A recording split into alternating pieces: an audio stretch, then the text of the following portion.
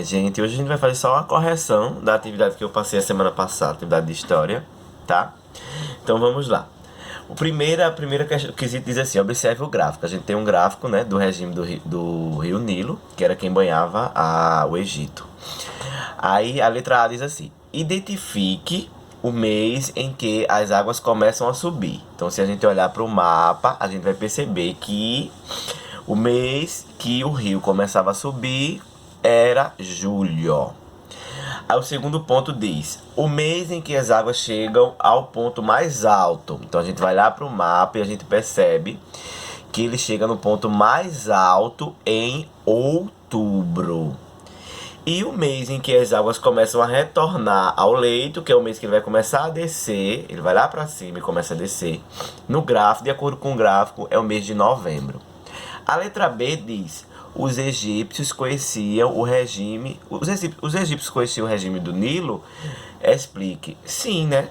Então, por quê? Eles percebiam o mês que chovia mais, que o rio aumentava mais. Então, a partir daí, eles começavam a fertilizar as terras, a preparar a terra para o plantio e a colheita, tá? Aí a segunda questão diz: a gente tem um texto, leia o texto a seguir. Projetando-se para o céu, as pirâmides dão a impressão de que vão durar para sempre. Os egípcios pretendiam que elas inspirassem admiração, tanto entre os súditos do faraó, quanto entre os visitantes estrangeiros. Seus construtores esforçaram-se por fazê-las grandiosas e gloriosas, porque eram destinadas aos deuses. Os egípcios acreditavam que seus reis eram deuses, queriam que os túmulos como os deuses durassem eternamente. Então, os primeiros faraós egípcios eram enterrados em sepulturas feitas com tijolos de barro, chamadas de mastabas, até que o brilhante arquiteto Imhotep projetou a primeira pirâmide para o rei de José por volta de 2660 a.C.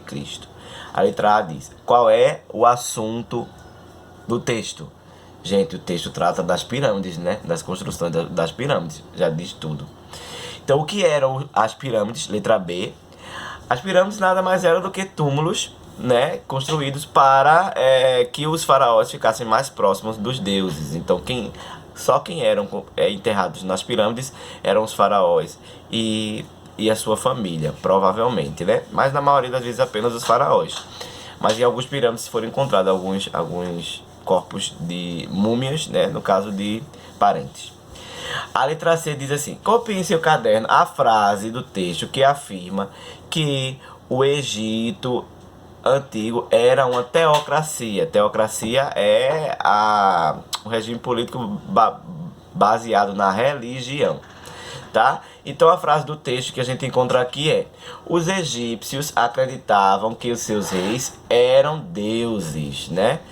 O rei era o próprio Deus na terra. A letra D: todos os faraós egípcios eram enterrados em pirâmides? Não, né? Aí ele pede para justificar. Não, porque de acordo com o texto, os primeiros faraós egípcios eram enterrados em sepulturas feitas com tijolos de barro chamados de mastabas, tá? Então vamos para a questão 3 agora. A questão 3 é de assinalar. Então, o que é que diz a questão 3? Diz assim, deixa eu ver aqui. Questão 3 diz assim: sobre a sociedade do Egito antigo, leia as afirmações a seguir. Para não ficar muito longo, né? A afirmativa correta é a letra B, que diz assim: apenas a número 2 e a 4 estão corretas. A número 2 diz: os sacerdotes executavam os serviços religiosos e administravam os templos, que geralmente eram muito ricos graças às oferendas feitas pela população. Beleza, tá ok. E a outra correta é: os felais eram a maior camada social do Egito. Eles eram responsáveis, além dos trabalhos agrícolas, para a construção da maior parte das obras públicas. Então a resposta correta da 3 é a letra B. O quarto, a gente tem: o texto foi relatado de uma obra literária escrita durante o Médio Império, lá no Egito. A gente viu isso na aula, né? E o texto diz assim: Deixa que te recorde o estado miserável em que fica o camponês quando chegam os funcionários que vêm fixar a taxa da colheita. O trigo que estava na eira desapareceu. Os ladrões levaram-no. Não pode pagar o que deve pelos bois que pediu emprestado. Além disso, os bois morreram de tanto lavrarem e debulharem. E o escriba já atraca a margem do rio para calcular o imposto sobre a colheita, com um grupo de servos armados de bastões, com ramos de palmeiras. Dizem: mostra-no o trigo, mas não há nenhum trigo, e o camponês é espancado sem dó nem piedade. Então, letra A é dê um título ao texto. Então, é uma resposta pessoal, né? Mas que título você poderia dar?